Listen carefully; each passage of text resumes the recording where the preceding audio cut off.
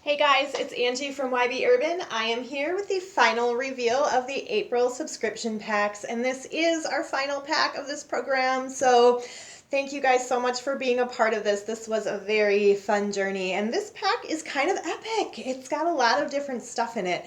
I decided that I wanted to rework some of the products that were both from this pack and then our previous program last summer too, just to try to really start getting these out there, because sometimes, it takes a lot of different trial and error to be able to come up with a final product, and then you test that product a few more times just to make sure you have consistency in the production of it. So it's definitely time consuming, but I feel like you guys give me that really great gentle push with your feedback and your desire to use the products on an ongoing basis to kind of get it done, in a timely fashion. So I think that that's really awesome, and I appreciate that a lot, you guys. So thank you. So I'm just going to spend a little bit of time on each product because we do have 6 different items plus the essential oil blend. So I'm just going to give you a little bit of more insight into each product beyond what I did on the Facebook group page in the descriptions. So we'll just start with the newer products, the stuff that has not been worked before. The first one I'll talk about is the YB Funky Citrus Shine dishwashing powder. So this goes into the dishwasher, into the little tray where you would normally put your liquid or your tab, and this is a powder. I recommend a tablespoon. I personally have not had the chance to try this yet, so I don't know if it will work or if the tablespoon is the right amount. So if you guys want to play with that a little bit and let me know, that would be great. I do have the desire to create a citrus scent in my other cleaning products, so let me know what you think of this particular blend. And this was kind of an interesting product to make because I had to do a little chemical transition from sodium bicarbonate, which is baking soda, to sodium carbonate, which is washing soda, and the difference is really the liquid content of those. So I basically just had to cook down the sodium bicarbonate to make it sodium carbonate. So hopefully that worked. I made a time-lapse video of it to show you guys, but it was so anticlimactic that I was like, nope, not worth posting. So let me know what you guys think of this, and if it cleans your dishes as well as a chemical dishwashing powder, and if you like it, if it's something that you would buy, what format you would want it in. I could make it into a tab, but it could also just be sold bulk as a powder where you would just bring in your own container, scoop it in, and pay by the ounce. So that could be another just kind of value added sustainable option for this particular product. So let me know. Moving on. Let's go on to this little guy. This is the Litsea and Juniper deodorant bar, and I named this collection YB Offensive because I have always wanted to name deodorant YB Offensive. So there it is. I do what I want. So this is cool. It's one of the products that most people ask for. Most people out there are very aware that chemical deodorants are not good for us, the way that they get right into our bodies, right into those areas where we have lymph nodes, and there's a lot of chemicals in deodorant that are not good for women, especially. Like, they tend to disrupt the biological makeup of women's reproduction systems. And so this is a chemical-free deodorant. The other ingredient that's often found in natural deodorants that I do think makes them effective is baking soda. And I have tried a few with that in there, and I always end up with irritation because I think that skin under our arms is just very sensitive, or at least for me, I find that to be true. So my goal really is to make a baking soda free deodorant that works to absorb odors. It is not an antiperspirant. You will still sweat. That is very healthy. I encourage you to do that. But I did go ahead and use beeswax and coconut oil, which can be odor absorbing, and then arrowroot powder and kaolin and clay, which are both known to be odor absorbing as well. And then the essential oils that I chose, because they are also known to help control odors, Litsea, juniper, and patchouli are the 3 essential oils that are in this. It's got a very citrusy, fresh smell with just a little bit of earthiness. I didn't add a lot of patchouli because that can get a little overwhelming. But hopefully it will still do its job. So give that a try. This does have a very minimal application process, so you're going to have to kind of figure out how to use it. Maybe you want to keep it in the plastic wrap and just fold it down and use it that way. I think the idea of having an applicator-less deodorant is very appealing to me. I'm just trying to figure out what the best way to do that is. Applicators for deodorant get very expensive and they end up really upping the cost of the product itself. And I think value added would be to have a refill option, or maybe even use like a brush, like a shaving brush type of thing to apply it. I don't know. I'm still figuring that out, and I would appreciate and take any feedback on that you guys have. And finally, for new product, I'm put together this little lotion bar. So this was inspired by last summer when I did the bug repellent lotion bar, which was a combination of beeswax and coconut oil and shea butter and soybean oil. And then that bug repellent blend that I make, Repel. And a lot of you liked it that tried it, but you wanted it in more of like an everyday scent, because you don't always want to go around smelling like bug repellent, even if it smells good. You don't want to smell like bug repellent. It's a very notable scent. So this one I did with a really soft cedar and sage combination and just a little kick of spearmint, so that little uplifting brightness on there. I did change up the formula just slightly from that. I took out the soybean oil. I used that specifically for its bug repellent properties, but I replaced it this time with hemp oil, and there's also jojoba and argan oil in here. And then the butters, I went with an unrefined shea butter this time because it is more moisturizing and it is actually known to be more bug repellent. So I kind of wanted to try it in this bar before I put it into my bug repellent bar that I'm going to start making for summer.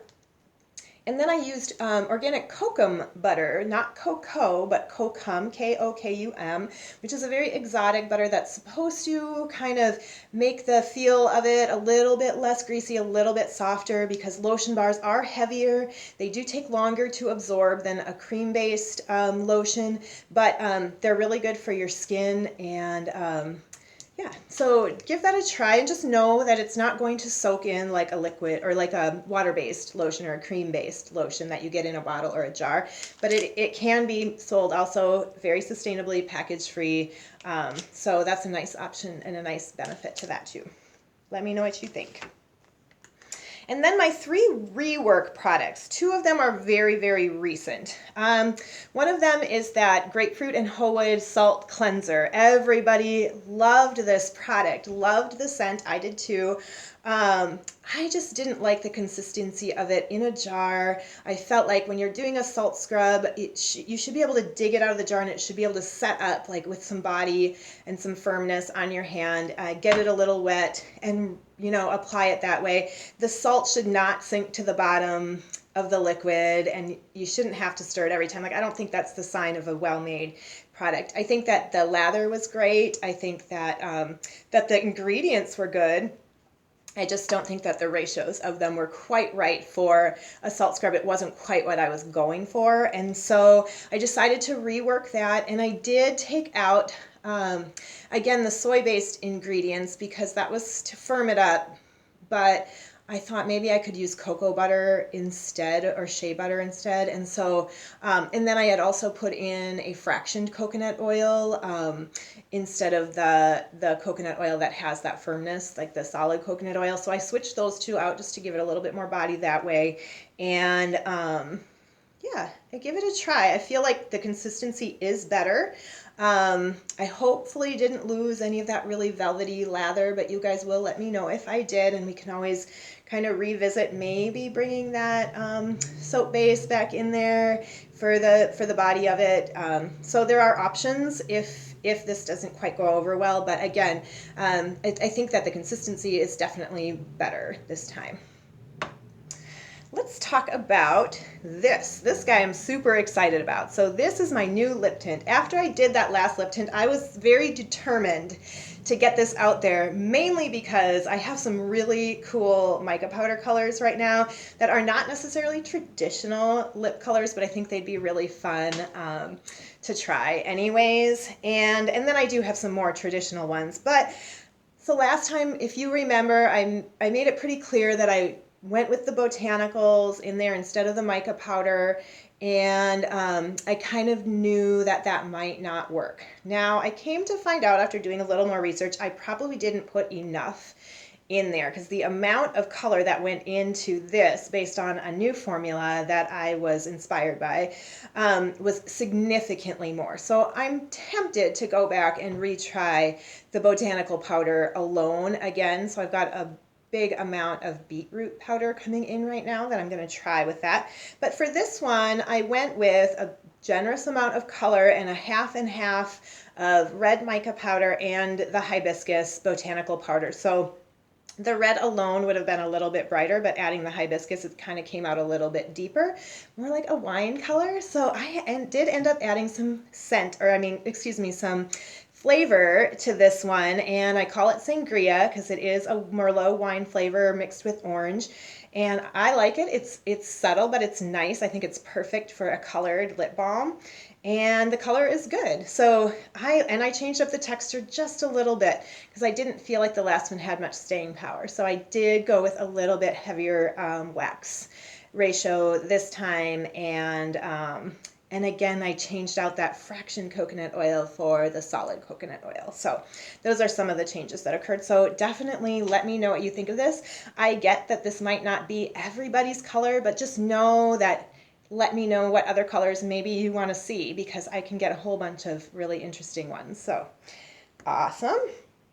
And this little guy, this is Hoed and Hibiscus. It's a cream clay mask. If you guys were a part of the program, the last one that happened last summer, one of the products that I put out was a rosemary and spirulina cream clay mask. Now, it was great. It was well loved. I'm a big fan of the formula. It was challenging. It was ambitious, but I was really, really pleased with it in the end. And that first batch was perfect.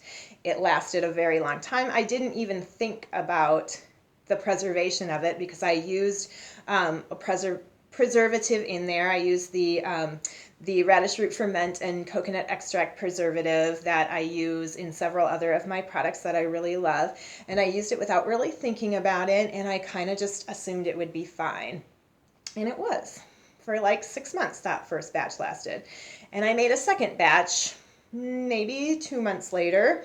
And that batch was bad within 2 months. Like I actually had mold growing on some of the jars that I opened up, and some of them did get into the hands of some customers that I was able to. Fortunately, it wasn't a lot, and fortunately, I was able to contact most of those people and either refund their money or change out for the next batch that I did. So then after that, I decided to change the preservative to a very much stronger preservative that I put in, and I used it, and I did not like how it felt. I felt like it was almost kind of burny. And I don't use any preservatives that have parabens in them because, again, parabens are kind of known to disrupt female reproductive organs and make us more susceptible to cancers of the cervix or breast cancer and those kinds of things. So really try to avoid parabens. They are linked to those kinds of conditions, especially in females.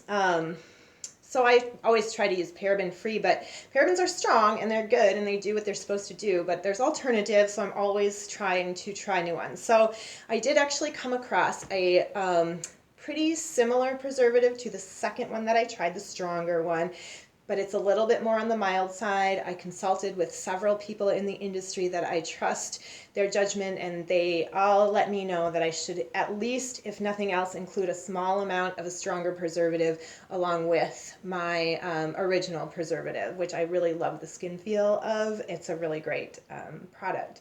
And so I did that this time. And so what I do when I'm testing preservatives, I do a microbial test on it. And so I set that up and I just let that sit. And basically what that is it's a test that actually introduces bacteria into your formula to see how your preservative handles it. So, and it's it takes time to get results from that. So I'm there now, and then I also have a jar in the fridge that I'm going to just let sit there till it goes bad and see how long that took. And I have one that's sitting out at room temperature just to see how long that takes. In the meantime, I do recommend refrigeration. That does seem to help that original preservative. So I do recommend this in the fridge. I also recommend using it refrigerated because it feels great. Um, yeah, I did change up the scent of this one, and I used red clay this time, which I've noticed is a little streaky when you put it on, but other than that, the red clay should be fine. And then there's hibiscus botanical powder in this too. Otherwise, the rest of the formula is exactly the same, minus a little bit of a slightly stronger preservative along with the radish root ferment and coconut extract. So hopefully, crossing fingers that the preservative works, and then I can always tweak the formula based on the texture and the thickness and the application of it. But just make sure you're going into this with clean hands and a clean face. You can do this once a week, leave it on for about 15 minutes, rinse it off. This should be enough for a month's supply. Keep it refrigerated, use it every week, get through it in that month. I did put on there that it should be used within 3 months. I do estimate I will get at least a 3-month shelf life with refrigeration. I know that that should happen. It could be more, but just keep using it and let me know how it makes your skin feel, what you like about the formula, and then definitely we're looking for longevity in this guy. So last but not least, well, not even last, but we'll get to that. So this is our essential oil blend for this time. It's Muladhara, which is the root chakra essential oil blend. So a couple of years ago, I started exploring chakra oils when I did a heart chakra oil for my Valentine's Day collection, which turned out really lovely. And my intention was always to go through and make the complete chakra collection and even do some other products in those scents, just to kind of make that just kind of a whole thing. And I never got around to it. I never did it. And so I thought, okay, this time I'm going to do it. I'm going to do another chakra oil. That's going to be my goal with this subscription. That's going to be one of the blends. And I wasn't really sure which one I would do. And my first thought was, I'll just get out my book, I'll turn to a page, and whatever chakra comes up, I'll do that one. Very random. But then I kind of started thinking about the situation that we're in right now with the COVID-19 and how everybody is really in a situation that is a little unpredictable, and we're feeling a little uncertain. And I thought, how great would it be to have that connection with our root chakra, which is really that chakra of grounding and foundation and safety and security. And I feel like we all need that right now. We all need to know that we're just going to be okay, and it doesn't matter what's going on in the world, and it doesn't matter that we don't know what the next day is going to bring. We feel secure. We have a family around us that we have healthy relationships with. We can still have that connection with nature, and we just know that we have all of those basic needs being met, and we can navigate the rest of it however it happens. And that's really what the root chakra is all about, and that's what that connection with our root chakra is all about. So that's why I decided to go with this one this time. For application of this, you can use it in meditation just through inhalation or diffusion, and you're just going to want to settle into that meditation with the intention of making that connection with your root chakra, which is that chakra right at the base of your spine. So your chakra system goes up your spine from the very base of your spine all the way up to like this space above your head. And so it's all that energy that flows up and down the spine that creates all of that, all of those, electrical connections of, spinal column and brain and all of that kind of stuff. So it's that flow of energy. When that energy gets blocked, we can have some adverse effects to that physically in our body. And generally they get blocked up due to things like stress and anxiety, which I know people are probably experiencing right now, at least at times. And so, so you can do that and just make sure your meditation is really focused on that root chakra. And remember, this is like in the hierarchy of needs, like this is the very bottom. This is the I am, like I exist and I have all the things that I need to exist. And that's really where you're focused. You can generally apply essential oils right to your chakras, but this particular chakra kind of falls in that perennial region, so like between genitals and anus, and that can be a really sensitive skin area, so it's not necessarily recommended to topically place the essential oil right on your root chakra, but you can utilize the hip area too, that upper part of your glutes, the lower part of your hips, and you could do like a massage with some of the essential oil and some carrier oil into that region as well.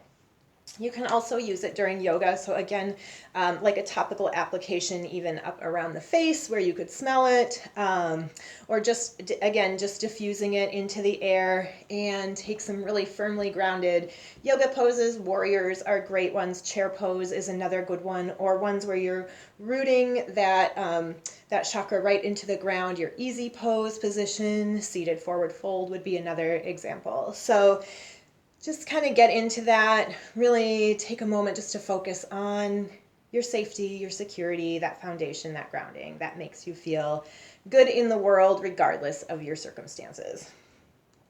So that is the last product that's in your actual subscription pack. And you'll notice I don't have a bonus item to go with the essential oil this time. I was going to give you guys crystals, which crystals and chakras go really well together too, and I was going to do that.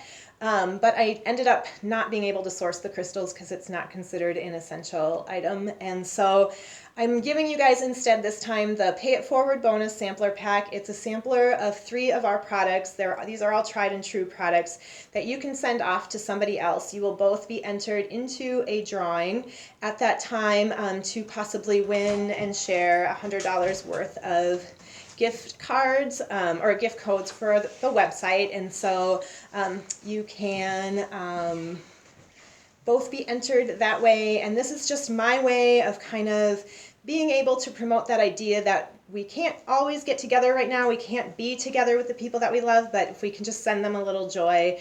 I've been doing this myself for a long time, and I feel like every time I do it, people get really, really excited, and it really makes them feel good, and it just brings a little uplifting into their day. So I just wanted to give you guys that, to give you that same opportunity to do for somebody else, and then encourage them to do it for somebody else, creating like this domino effect or chain reaction of gifting and support. And it really does support my business too at this time, so I do appreciate that. So you guys, thank you again so much for participating in this program.